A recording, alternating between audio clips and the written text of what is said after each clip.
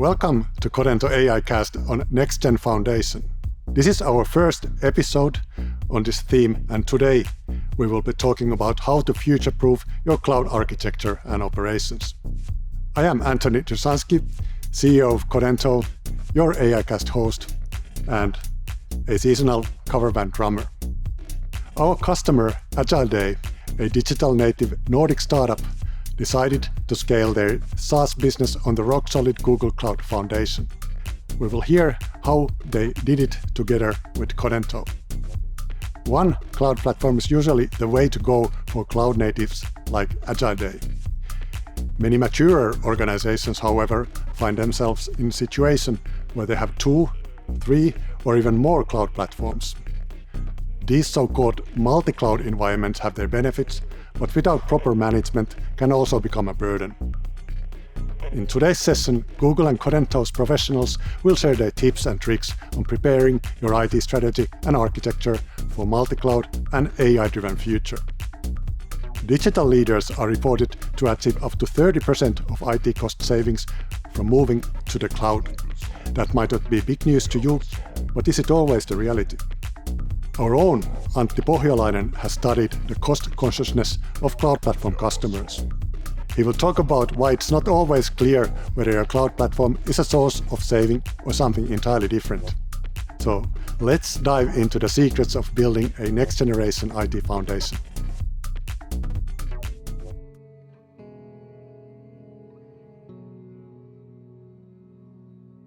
My name is Jaakko Hartikainen.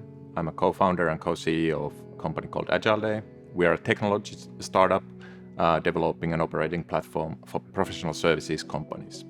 We chose Google as our platform. When we started to evaluate how to build the platform, we had basically 2 major questions to answer.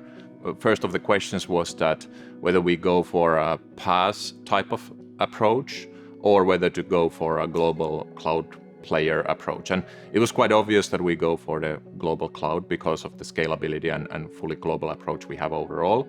Then when we had of course the obvious selection of 3 options, we selected Google because we had a very, very good experience of Google before. And it's also, from our point of view, very developer friendly environment to work, and that gives us speed and good quality. For a startup, I mean, the situation is always that you have too many things to do and too little resources to do that with. And obviously, when we started to build the first concepts and things like that, you don't think so much about all the scalability and architecture and DevOps and infra type of questions. And quite soon after that, when we understood that our approach is the right type of approach, we needed to find also help to put these, let's say, underlying things into good position. And quite quickly we found Codento to be a really, really strong experts in the Google Cloud Platform. Actually, it was very, very smooth ride to start then working together with them. I think it's many. First of all, of course, proofing and being a soundboard for us in making these very, very important decisions on the architectural part of things, and of course how to build the whole scalable platform which is going to be global and serving hundreds of thousands of users in the future. So those are the super important decisions, and really getting advice and second opinion on those is super important. And then just, when you work with a company like Codento, you basically get 2 things. You get access to talent, very niche expertise talent that you don't have, especially in a startup where you have a limited bandwidth of your own team. And then obviously you also get access to bandwidth, so you can scale without always recruiting more people into your team. So these 2 things have been, of course, the combination we've gotten, and that has then become proof of concepting, advisory work, and actual development of the platform. Well, for the other companies, I would have 3 tips. Maybe one thing is that, of course, this type of journey it's a journey. I mean, it's ongoing things that comes every day, and you have to have a good setup of own expertise in the team. You will always need that, and you have to have a grip of the decisions eventually on your own side. But then you also need good partners. So really having partners that you trust and who has the world-class expertise and who you like to work with, because that's a very important part as well in these type of partnerships, that people come along and they really enjoy working together, and that has been a fantastic thing also working with Codento. And then, of course, eventually, I think that these major fundamental questions, how to build your architecture, what are the really, really major decisions you make, and how have you really validated that those are the right decisions, are also quite important, because those are expensive to change later on, as we all know. At the moment, I think we have a fantastic partnership. It goes at all levels and in all the ways, in that sense that we can really benefit from each other's expertise and business. So there is a great foundation to build a long partnership journey here, and I'm seeing very positively the potential in the future to build, even bigger things together.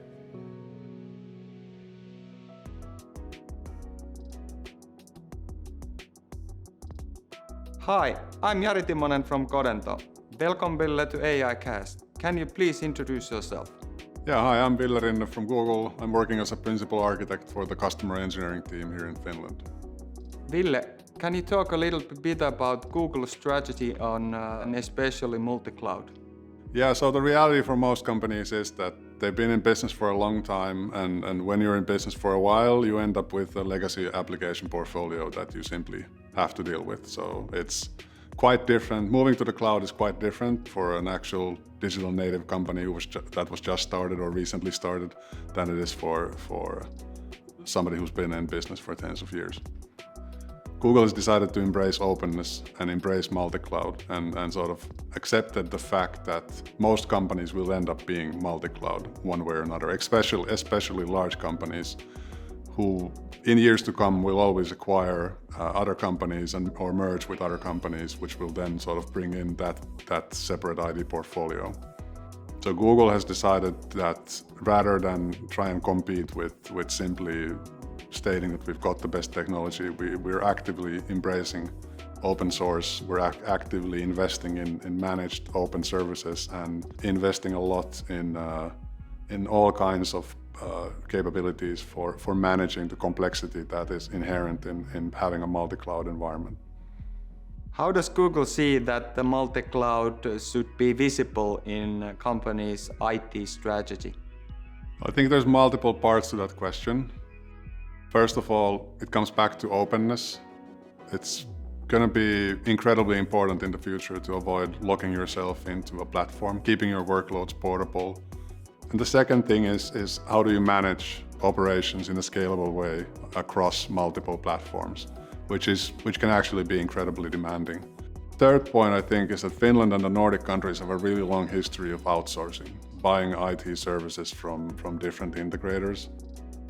And I think it's going to be key that when you implement this multi-cloud strategy that you're going to end up with anyways, that you consider how your outsourcing contracts affect that as a whole. The era that we're heading to right now is going to require a lot more agility, much more dynamic contracts, for example, than we have today. So it's definitely something to consider. How do you keep things open and portable? How do you manage things at scale, and what's the right balance between outsourcing and insourcing going forward from here? I think a lot of companies currently are really reactive. They end up reacting to events. They react to when there's like a multi-cloud event, something happens, and they end up being multi-cloud either because business is requiring more capabilities or there's some kind of company event where they merge with another company. And I think in terms of strategy, it would be a lot smarter to be proactive rather than reactive in this area, at least to some extent. At least have some thought go into what is your multi-cloud strategy. We here at Codento would be glad to help our customers with the multi-cloud strategy, and not only the strategy part, but also taking it to practice. And I think that also applies to Google, since multi-cloud is also our strategy. And I think customers don't realize how much help they could get from Google to enable them succeed with their multi-cloud strategies.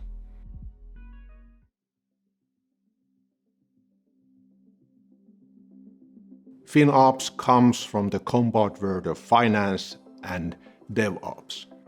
It is a joint operation cross-functional teams within the company to control and manage cloud costs. Research suggests that maybe 30 to 35% of the cloud costs are wasted.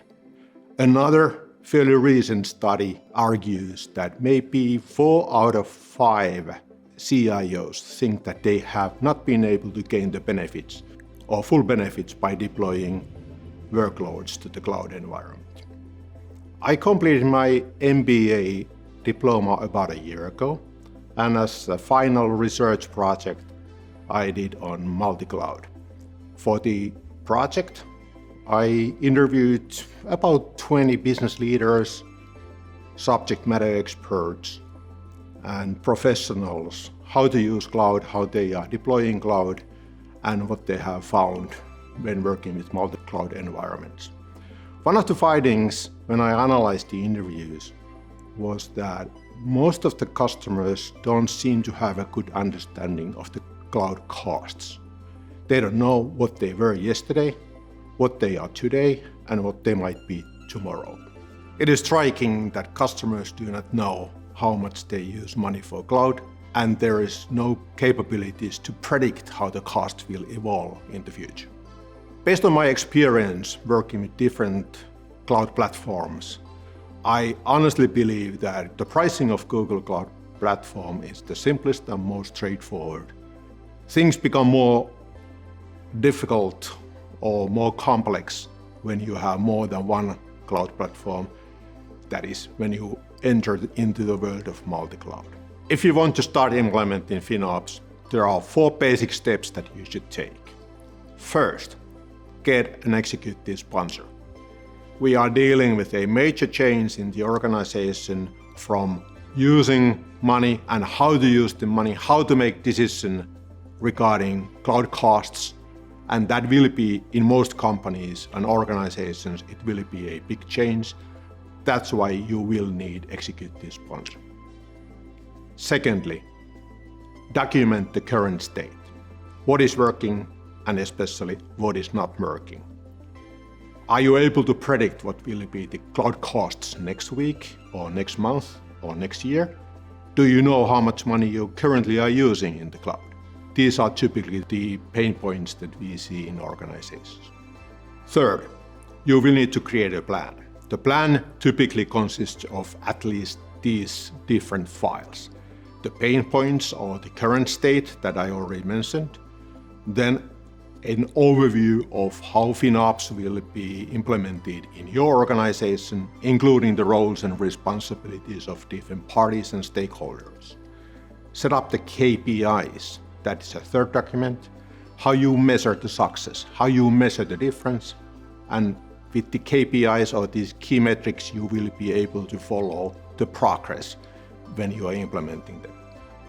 And then the fourth document included in the plan is the implementation plan with deadlines and responsibilities. The fourth step is communication. Make sure you communicate the FinOps, make sure you communicate the plan, the targets, and why you are setting up FinOps. If you want to jumpstart your implementation, may I suggest that you take an experienced professional to help you. If you are interested with that, contact us directly or myself at Codento, and we will be able to help you. Thank you so much. What great insights and what a start for our Nextgen Foundation AI.cast episodes. It sounds like the startups like Agileday face quite different challenges than larger companies Codento's Antti has studied. The increase of cloud costs indeed deserve more attention with FinOps as the cloud journey continues. The next episode of Codento AI.cast on our current theme Nextgen Foundation will follow shortly. Then we'll talk about how to make sure your data is ready for the scalable use of AI. And again, you don't need to worry. When you have subscribed to AI.cast at Codento.com, we will notify you by email when our next episode is available. If today's content got you thinking and you want to get your organization going with building a solid foundation for AI and next generation applications, please book a free value workshop with us at Codento.com. We will help you identify the steps towards the AI and application innovations of tomorrow. So see you soon, and thanks for watching.